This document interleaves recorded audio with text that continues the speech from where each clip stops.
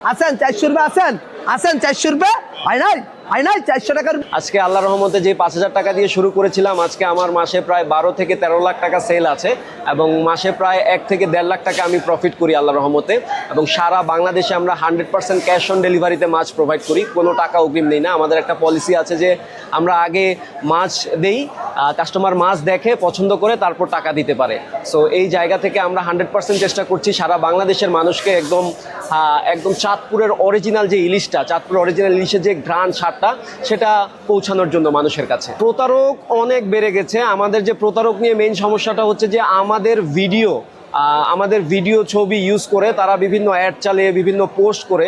প্রশাসনকে বলবো যে এই জিনিসটা একটু খেয়াল রাখার জন্য, যাতে প্রতারণা কমে, তাদের আইন অনুযায়ী ব্যবস্থা নেওয়ার জন্য তাদের জন্য আর কি, এটাই বলবো। লোকাল ইলিশটা চিনার 3-4টা বৈশিষ্ট্য আছে। চোখ কালো হবে, কান লাল হবে, মাছের ঘাড় মোটা হবে এবং ফ্রেশ চকচকে রূপালি কালার থাকবে।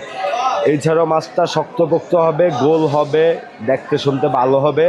এই মাছগুলাই আমাদের চাঁদপুরের লোকাল ইলিশ। আর বাহিরের মাছগুলো হয় লম্বা চূড়া হয়, লম্বা হয়, পেট পাতলা হয় এবং ওইগুলা স্বাদ ভালো হয় না। অনলাইনের প্রতারণা থেকে বাঁচতে মনে করেন না, প্রথমত অনলাইনে যে টাকাটা বুকিং করে না, ওই টাকাটা না বুকিং করে, আর তাছাড়া বেশিরভাগই অনলাইনে বুকিং করে টাকা দেয়।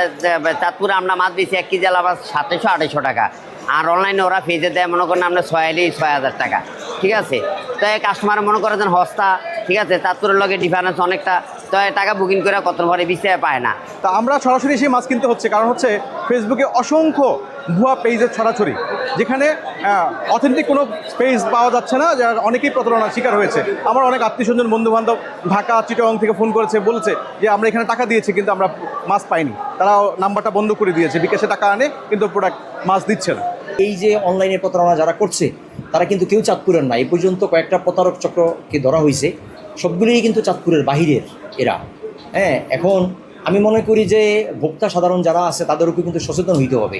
তারা যদি অ্যাডভান্স টাকা দিয়ে দেয়, তো প্রতারকরা তো প্রতারণা করবেই। আমি মনে করি মানুষকে আরও সচেতন হতে হবে এবং কেউ যেন আপনার অ্যাডভান্স টাকা না দেয়, ক্যাশ অন ডেলিভারিতে যেন মাছ কিনে।